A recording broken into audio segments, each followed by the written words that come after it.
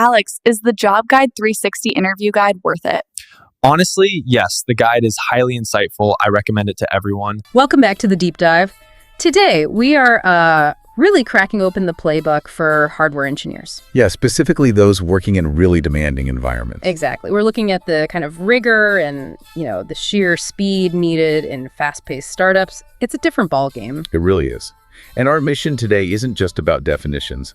We want to explore the judgment, the kind of thinking required to take, say, a requirement and turn it into a physical product that actually works reliably. Okay. And we're using a whole set of pretty detailed interview questions as our guide here to give you, the listener, a systematic view of that whole design life cycle, but under pressure. Right. And we've got a deep stack of these questions. Covers everything from signal integrity nightmares to component shortages. So let's maybe group these into key challenge areas to make sense of it all. Sounds good. Okay, let's start right at the beginning. A lot of people think hardware starts with the schematic, right? But it doesn't. No, not if you want to do it properly. So if you ask an engineer, walk me through the PCB design process end to end. What are those steps they absolutely have to nail to ensure they get the big picture? They need to show it. It starts with process, always. So first up, a solid requirements document, finalized. Then a clear system block diagram. Okay, that makes sense. But the real insight, the thing that separates experienced engineers, comes right after component selection. Component selection. We hear a lot about saving money there, BOM cost. We do, but that's not the whole story, especially not in a startup. The source material really emphasizes availability and, crucially, risk prediction right at this stage. Risk prediction, why so early? Well, that's the startup reality hitting you. Yep. The nugget here is that selection isn't just about today's price. It's about looking ahead, predicting component end of life, or EOL. EOL. Yeah, maybe 2-3 years out. Because your mass production, it always slips. It happens later than you plan. Right. Always. So you absolutely have to pick parts with long life cycles. Good second sources, ideally. Avoid that painful, expensive board respin down the line just because a chip vanished. Okay, that makes total sense. You're building something that needs to last, not just a prototype. So after you get through schematic capture and layout, and you mentioned prioritizing things like return paths, power integrity. Typical stuff, yeah. What's the documentation piece that often gets, forgotten when everyone's rushing? It's the institutional memory, basically. A systematic approach demands you track the key decisions, the risks you took, the rationale behind choices. Put it in a living document, share it. A living doc. Yeah. So when someone's debugging 6 months later or planning the next version, they know why a certain part was chosen or why a layout looks the way it does. It avoids so much pain. Got it. Okay, let's move up a level then. System architecture. This is where the big trade-offs happen, right? Yeah. Intentional sacrifices. The source mentions this balance between BM cost and engineering complexity. Can you walk us through that? It sounds like a classic startup dilemma. It is, and it often comes down to integration. Yeah. So take the example they give. You need a cellular modem and GNSS for location. Okay, common requirement. You can find a cheaper integrated module that does both. Saves maybe a few bucks on the bill. Sounds good, right? Yeah, sounds like a win, especially when cash is tight. But wait, the source suggests that sometimes you'd intentionally increase the cost? Choose discrete modules instead. How does that work? Isn't that counterintuitive for a startup? It seems like it, but that's exactly the kind of judgment call that shows real experience. In that specific case, the engineer might choose separate modem and GNSS modules. Why? Because they judge the schedule risk of debugging complex RF isolation issues. Getting those two radios playing nicely together in one tiny package was way higher, far more expensive in terms of engineering time and delays than the small savings on the components themselves. Okay, so it's schedule risk versus BOM cost. Exactly. They prioritize getting reliable performance quickly, hitting certification windows over saving a tiny bit up front. That's sophisticated system thinking, driven by the real constraints, time and performance. All right, so the design's theoretically sound, but now comes the hard part, proving it works. Let's talk about the lab. Specifically, those, nightmare hardware bugs, the ones that just won't reproduce easily. Ooh, yeah. Intermittent issues. This is where real engineering rigor gets put to the test. You can't just poke around randomly. So what's the approach? It has to be systematic. First, a clear measurement strategy. What are you trying to capture? Then, form hypotheses. What could possibly cause this? Then design controlled, repeatable experiments to prove or disprove each one. Okay, methodically, Methodically. no guessing. The source gives this pretty terrifying example. Intermittent system resets, but only when the ambient temperature got high. Sounds like thermal shutdown. That's what you'd think first, right? Yeah. But it wasn't just simple thermal throttling. The engineer had to dig deeper. They correlated current spikes with the voltage regulator output drooping slightly. And they traced it, eventually, to an underdamped transient on a really critical power rail. An underdamped transient. Okay. What caused that? This is the crazy part. It was the wrong output capacitor. Specifically, its ESR equivalent series resistance. A tiny, almost invisible difference in component spec. Wow. An incorrect capacitor ESR. That sounds like the kind of thing that could slip through testing and then just randomly bite you in the field. How do you even find that? That's a real needle in a haystack. It takes incredibly precise timing measurements, isolating variables meticulously. It's pure detective work. But finding the root cause isn't the end. Right. What happens next? Post-failure analysis. You have to really understand it. Use structured methods, maybe like the 5 whys, to make sure you're not just fixing a symptom. Get to the actual root cause. Exactly. Then you verify the fix works under stress, maybe accelerated life testing. And here's the crucial part. You update your documentation, your design checklists, your test plans. You turn that painful failure into institutional learning so it doesn't happen again. Institutionalizing the learning. I like that. Okay, speaking of rigor, let's talk validation planning. You can't ship reliably without proving it works across all the corner cases, right? Absolutely not. A detailed hardware validation plan is non-negotiable. And where does that plan come from? It has to be derived directly from the requirements.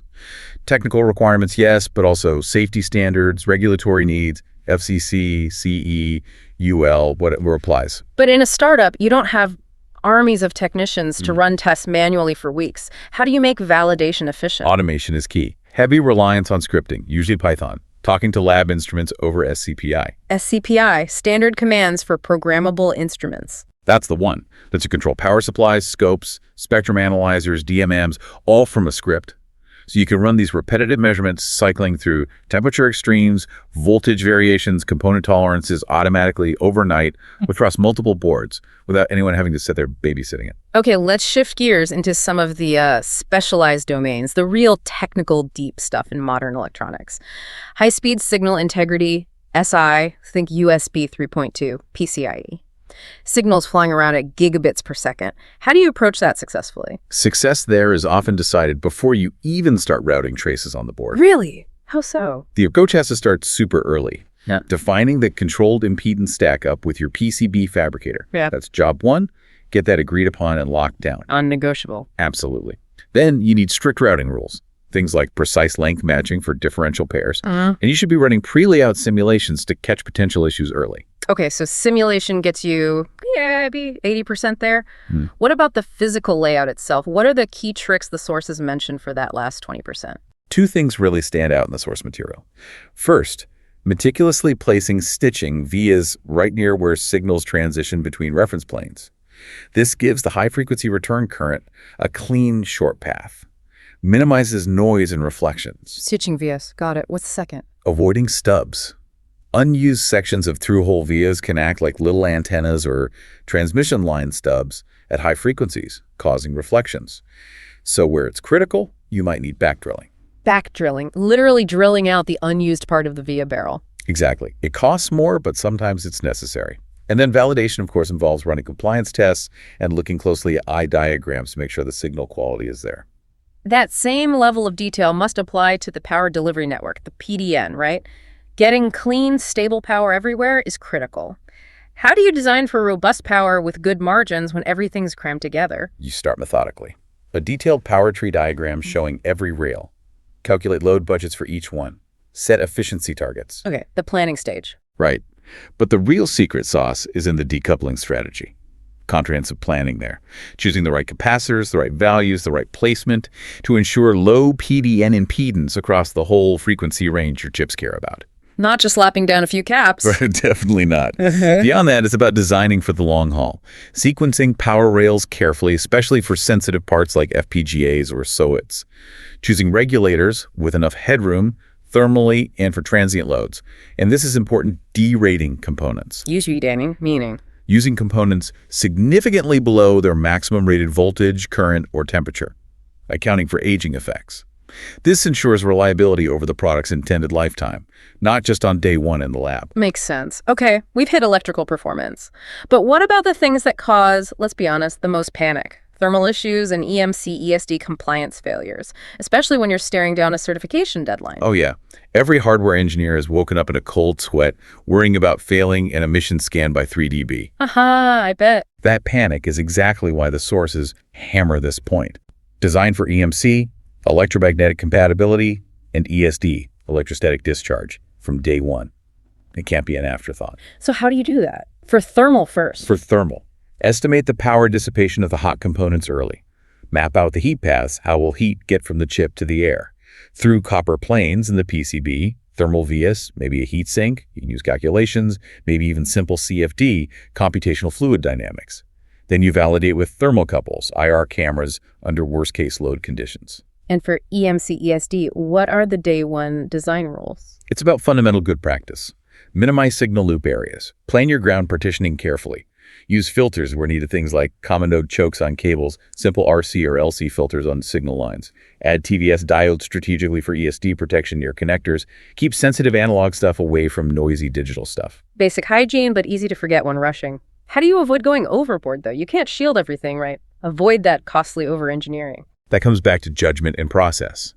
Identify the specific standards, FCC Part 15, IEC 60601, whatever it is that actually apply to your product, its intended use, and market region. Don't just design for every possible standard ever written. Target the requirements. Exactly. Design only for the clauses that matter, and plan for pre-compliance testing. Use near-field probes in your own lab early on. Catch the big problems when layout changes are still relatively cheap before you get to that expensive certified lab test. Okay, let's switch to the operating model itself. Pure speed. Imagine an engineer gets handed this. 2 weeks, limited budget, build an MVP prototype. How do you structure that for success? Sounds impossible. It requires ruthless focus, absolute laser focus. You have to define the one critical proof point, the single riskiest assumption in your architecture that this prototype absolutely must validate. Forget boiling the ocean. Just one thing. One core thing. Then maximize reuse. Beg, borrow, steal dev kits, evaluation boards. Don't design custom hardware unless absolutely necessary. If you do need a custom PCB, keep it minimal, just the essential integration glue. And how do you manage the process? Intense communication. Daily check-ins, maybe even twice daily. Parallelize everything. Mechanical design starts based on estimated dimensions. Firmware starts writing drivers for peripherals before the board even arrives. It's compressed, intense collaboration. Speaking of collaboration, that friction between teams, hardware, software, mechanical, must be just fatal in that kind of environment. How do you accelerate, say, hardware-software integration? Transparency and enablement are key. Hardware needs to make the software team's life easier. Provide physical access, bed of nails, test points, breakout headers for key signals. Debugging is hard enough without having to physically probe tiny pins. Makes sense. And write concise bring-up notes. Not a novel, just the essentials. Register maps, clock settings, maybe simple Python scripts or JTAG commands to wiggle pins and confirm basic peripheral function. The goal is unblocking software, getting them productive immediately, even before the full OS is up. What about that classic tension, hardware versus the physical enclosure? Things not fitting, antennas getting blocked? Right, the source actually had a great little anecdote about that. An antenna was getting detuned, its performance tanked because the new plastic enclosure was just slightly too close. Okay, common problem. What was the startup solution? Not endless meetings and emails. Uh-huh. It was co-locating the hardware RF engineer and the mechanical engineer in the lab for 2 days straight. Side by side. Side by side. They had the vector network analyzer, the VNA, right there. Tweak the plastic design slightly, run a VNA sweep, add a tiny component to the antenna matching network, run another sweep, Yep. iterate in real time until the RF performance was back in spec. That immediate feedback loop, that's pure startup fuel. That's efficiency. Love it. But startups also face chaos, right? Component shortages, requirements changing halfway through a design cycle. How do you plan for that kind of disruption? You have to build resilience in from the start. It's not just hoping it won't happen. For shortages, foresight. Identify multiple qualified alternates for key parts in your beam from day one. Don't just rely on one supplier. Never. Use common component package types that have broader sourcing options. Design flexible PCB footprints if you can, footprints that can accept slightly different packages for the same function. And engage with suppliers early, especially for long lead time items. Get your orders or forecasts in. And if the requirements do change mid-cycle, someone wants a new feature, like yesterday. First step, stop and assess. Yeah. Immediately figure out the full impact. How does this affect layout, power budget, timing, firmware, testing? Quantify the option. Options like Okay, we can maybe do this with some ugly but quick bodge wire rework on the current boards that gets you the feature fast but with risks. Or we need a board spin, a new PCB layout that's lower risk technically, but costs time and money. Present those quantified trade-offs clearly. and get buy-in. Absolutely. Get buy-in from the whole team, product management included. Never just proceed without everyone understanding the cost, schedule, and risk implications. Right. Okay, last piece. The soft skills. Prioritization, communication, especially when everyone's juggling multiple roles, wearing multiple hats. How do the best engineers operate in that environment? Success hinges on alignment and clarity.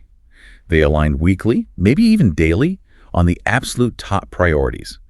Clear exit criteria for tasks. What does done actually mean? Good question. They time box risky R&D work.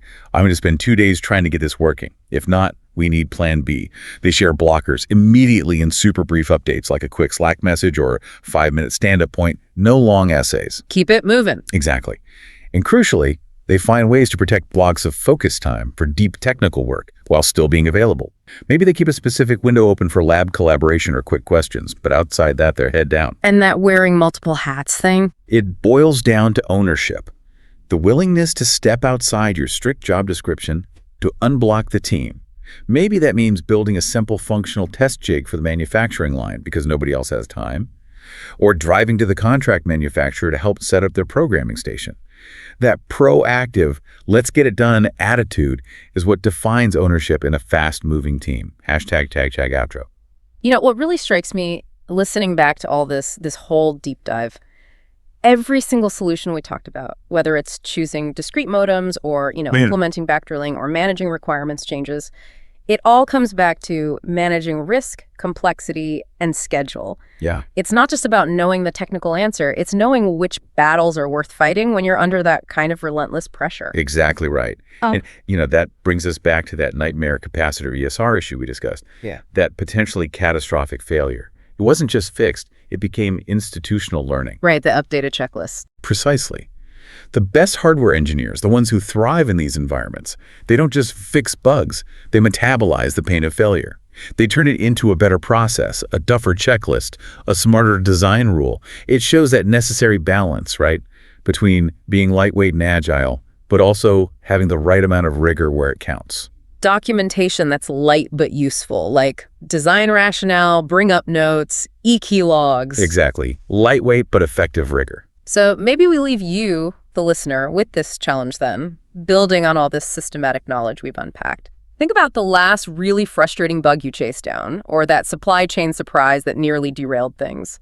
What's the one specific checklist item, the one design principle or process step that you could institutionalize today based on that experience to make sure that particular pain never happens again? Because that is how real hardware expertise is forged. Turning those hard lessons into